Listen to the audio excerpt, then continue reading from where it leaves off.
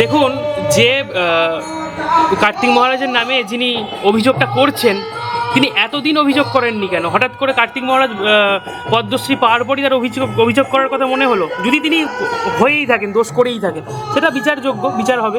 বা তিনি শুনলাম অভিযোগও করেছে থানায়, তার কার্তিক মহারাজকে ডেকে পাঠিয়েছে পুলিশ, তো বিচার হবে। কিন্তু ব্যাপারটা হলো যে 12-13 বছর পর তার মনে পড়লো যে উনি আমার সাথে এইগুলো খারাপ করেছিলেন। এতদিন তার মনে পড়েনি, কিন্তু এখন হঠাৎ করেই তার মনে হলো যে খারাপ আমার সাথে হয়েছিল, এখন আমার বলা উচিত।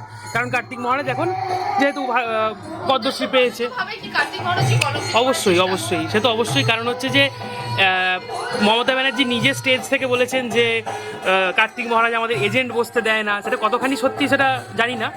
তৃণমূলের সাথে কার্তিক মহারাজের যে একটা দ্বন্দ্ব রয়েছে, বা হিন্দুত্ববাদী যে কোনো সংগঠনের সাথেই মমতা ব্যানার্জির বা তৃণমূলের একটা দ্বন্দ্ব রয়েছে, বা জয় শ্রীরাম বলে যেমন মমতা ব্যানার্জি খেপে যায়, সুতরাং আমরা যেহেতু সবাই জয় শ্রীরাম বলে, আমাদের সকলকেই এই সব বিষয়ে সতর্ক থাকতে হবে।